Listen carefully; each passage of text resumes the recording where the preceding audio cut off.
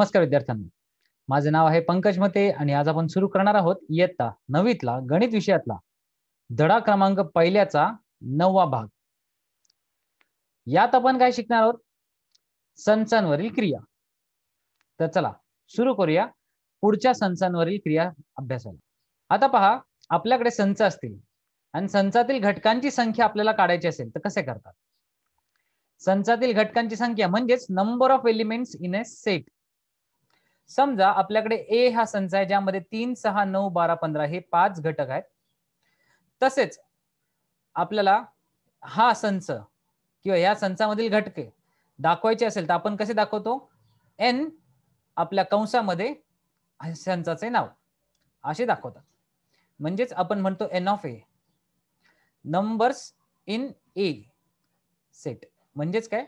ए या संचातल्या संख्या, घटकांची संख्या. आता समजा आपल्याकडे इथे 5 संख्या आहेत तर आपण लिहिले एन ऑफ ए बरोबर 5. आता बी संच घेतला, बी मध्ये आपण संख्या घेतल्यात 6. 6चा पाडा लिहिला 6 पर्यंत, 6, 6, 12, 18, 24, 30 आणि 36. तर त्यात एन या संचात किती संख्या झाल्या? 6. तर संख्यांचा संच आपण एन ऑफ बी बरोबर 6 लिहिले. आता संयोग संच आणि छेद संच यांतील घटकांच्या संख्या कशा लिहायच्या ते पाहू. आता वरील संचामध्ये संच ए आणि संच बी आपण विचारात घेऊ. म्हणजे एकात 5 संख्या होत्या, एकात 6 संख्या होत्या. मग आपण लिहिले एन ऑफ ए अधिक एन ऑफ बी बरोबर 5 अधिक 6 झाले 11. आता दोन्ही संचांचा समजा संयोग केला, दोन्ही संचांचा समजा संयोग केला तर 5 अधिक 6 आपल्याकडे एकूण संख्या किती भेटतील? आपल्याला 5 अधिक 6 एकूण संख्या किती भेटतील? तर लक्षात घ्या, 5 अधिक 6 नाही भेटणार, कारण त्यामध्ये काही संख्या सामायिक पण होत्या.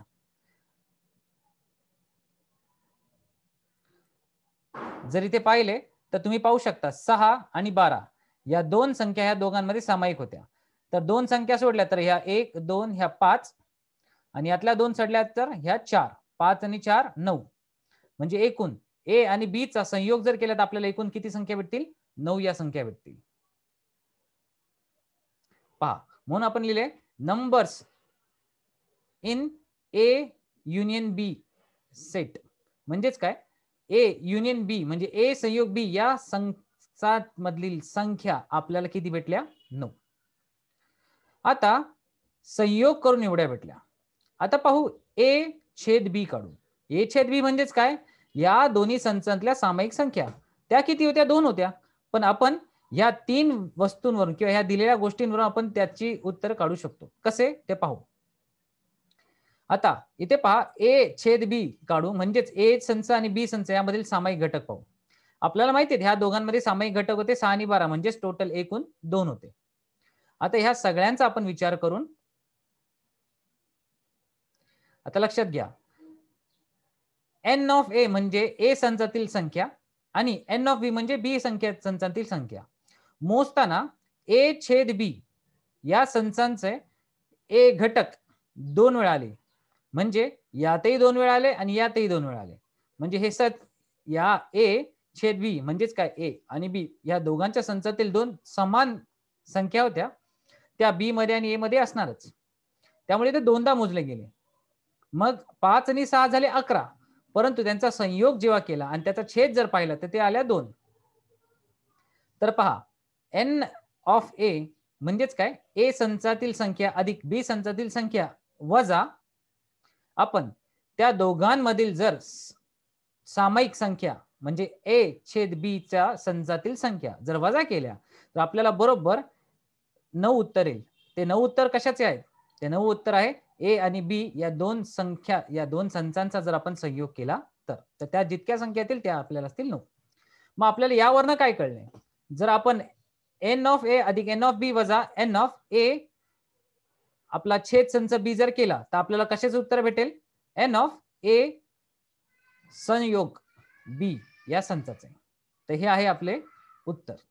तर हे समीकरण लक्षात ठेवा, कारण हे समीकरण आपल्याला आता काही उदाहरणे सोडवायला लागणार आहेत. म्हणून आपण लिहिले संयोग संचातील संख्या बरोबर ए संचातील संख्या अधिक बी संचातील संख्या वजा ए छेद बी या संचातील संख्या.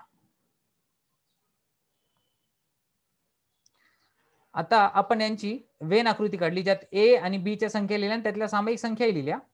मग याचा आपण पडताळा घेऊया. म्हणजे एन ऑफ ए म्हणजे ए संचातील संख्या झाल्या 5, म्हणजे ह्या 3 आणि ह्या 2 5 झाल्या. एन ऑफ बी त्यामध्ये 6 झाल्या, म्हणजे ह्या 4 आणि ह्या 2 पकडून 6 झाल्या. आता या दोघांचा युनियन जर केला, म्हणजे ह्या दोन्ही जर एकत्र केले, यांचा संयोग किती झाला? ह्या 3 अधिक 2 अधिक ह्या 4, एकूण 9 झाल्या.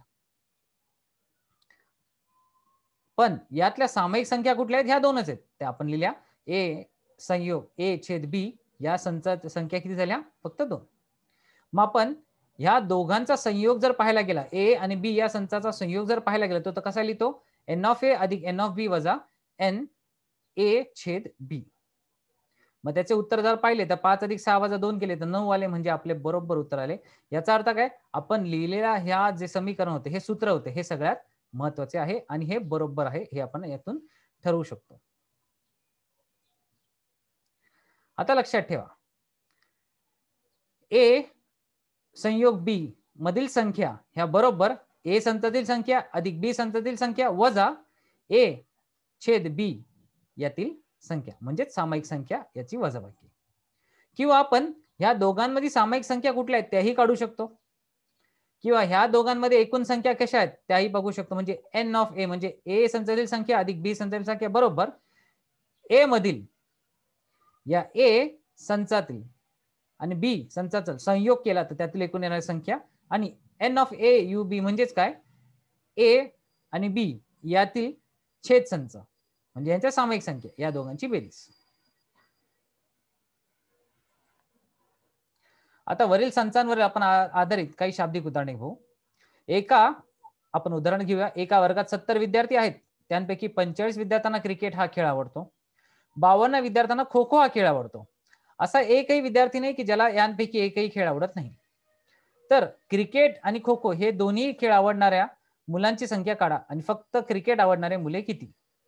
तर पहा, वर्गात 70 विद्यार्थी होते, त्यापैकी 45 विद्यार्थ्यांना क्रिकेट आवडतात आणि काहींना खो खोही आवडतो. म्हणजे असे काही विद्यार्थी आहेत ज्यांना दोन्ही आवडतं. कारण 70 म्हणजे काय? 45 आणि 52 यांची जर बेरीज केली तर आपल्याला 70 येणार नाही. याचाच अर्थ काय? 70 ही एकूण संख्या आहे. म्हणजे ए आणि बी असे 2 गट केले तर त्या दोघांचा संयोग आपल्याला काय भेटेल? 70. परंतु आपण पाहिलं तर इथे काय दिले? क्रिकेट खेळणाऱ्या मुलांची विद्यार्थ्यांची संख्या 45 आणि खो खो खेळणाऱ्यांची 52. म्हणजे याचा अर्थ काय? ह्या दोघांमध्ये विद्यार्थी सामायिक सुद्धा आहेत. तर आपल्याला काय काढायचं आता? फक्त क्रिकेट खेळणारी किंवा क्रिकेटला आवडणारी मुले किती ते पाहायचे. तर पाहूया उत्तर कसे काढतात ते. तर चला, इथे पहा, क्रिकेट आणि खो खो हे दोन्ही खेळ आवडणाऱ्या मुलांची संख्या आहे. आपण समजली की एन ए संयोग बी, म्हणजे दोन्ही खेळ आवडणाऱ्या मुलांची संख्या झाली ए संयोग बी, ज्यात क्रिकेट खेळणाऱ्यांची पकडली 45 आणि खो खो खेळणाऱ्यांची पकडले 52. मग एन ऑफ ए संयोग बी म्हणजे ए संयोग बी यातील संचातील संख्या बरोबर ए या संचातील संख्या अधिक बी या संचातील संख्या वजा ए छेद बी या संचातील संख्या. हा नियम, हे सूत्र आपल्याला माहितीच आहे. आता आपल्याला खरं तर हे उत्तर दिलेले आहे, हे तिन्ही उत्तर आपल्याला दिलेत, फक्त आपल्याला यातील छेद माहिती नाही. मग आपण काय करणार? छेद संच काढायचा असेल तर त्या दोघांमध्ये सामायिक जर विद्यार्थी पाहायचे असेल तर कसे काढायचे? मग ए छेद बी या संचातील संख्या काढताना आपल्याला काय करावं लागेल? हे जे समीकरण आहे हे आपल्याला डावीकडे न्यावं लागेल आणि हे डावीकडचे उजवीकडे न्यावं लागेल. म्हणजे ही वजाबाकी चिन्ह इकडे आल्यावर अधिक होते आणि हे अधिकचं चिन्ह किंवा अधिक ही संख्या तिकडे विरुद्ध दिशेने नेली का ती वजा होते. मग आपण लिहिले एन ऑफ ए आपला 45 आहे, एन ऑफ बी आपल्याला 52 आहे आणि ए यू बी म्हणजेच काय? ए आणि बी चा संयोग संचातील संख्या आहे 70. तर ह्या सगळ्यांची कॅल्क्युलेशन केलं, हे सोडवलं तर उत्तर आले 27. म्हणजेच काय? दोन्ही खेळ आवडणारी मुले आहेत 27, क्रिकेट आवडणारी मुले आहेत 45. आता पहा, क्रिकेट आवडणारी 45 आहेत आणि दोन्ही खेळ आवडणारी 27 आहेत. मग फक्त क्रिकेट आवडणारी मुलं किती आहेत? ते एकूण 45 मधून फक्त 27 जर वजा केले तर फक्त क्रिकेट आवडणारी मुले आपल्याला भेटतील, त्या भेटतील 18. म्हणजेच ए छेद बी हा दोन्ही खेळ आवडणाऱ्या विद्यार्थ्यांचा संच आहे. मग आपले ते झाले 27. मग दोन्ही खेळ आवडणारे विद्यार्थी आहेत 27 आणि फक्त क्रिकेट हा खेळ आवडणारे विद्यार्थी आहेत 18. मग 18 अधिक 27 करा आणि ह्या 70 मधून ते वजा करा. म्हणजे आपल्याला खो खो खेळणारे विद्यार्थी मिळतील, किंवा 52 मधून हे 27 वजा करा, तर आपल्याला खो खो खेळणारे आपल्याला विद्यार्थी आपल्याला कळून जातील. आता दुसरी रीत, आपण काय करायचंय, आपल्याला जो छेद संच आहे त्याला x हे चल वापरू. मग क्रिकेट आवडणारी मुले आहेत 45, खो खो आवडणारी मुले आहेत 42. मग त्या दोघांचाही आपल्याला संच, एक वेन डायग्राम काढायचा, वेन आकृती काढायची. कारण ए मध्ये काय येतात, फक्त क्रिकेट खेळणारी मुले, जी 45 वजा x आहेत.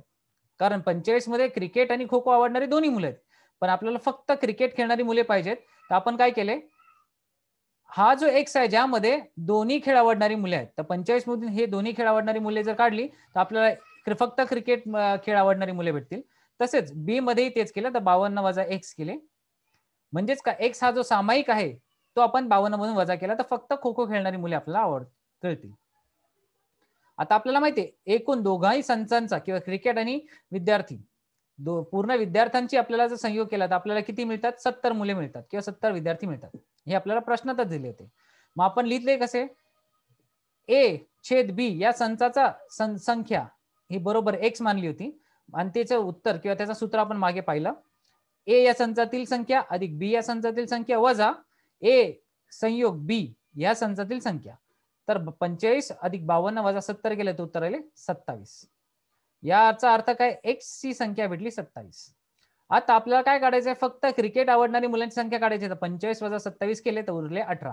म्हणजे ह्या आकृतीवरही आपल्याला किंवा ह्या रीतीनुसारही आपल्याला याचे उत्तर मिळू शकते. म्हणजे फक्त क्रिकेट खेळणारी मुले आपण काढू शकतो, तसेच आपण फक्त खो खो खेळणारी विद्यार्थी आपण तसे काढू शकतो. काय करावं लागेल, ह्या 52 मधून हे 27 वजा करावे लागतील, एवढेच. तर पहा, आज आपण काय शिकलो.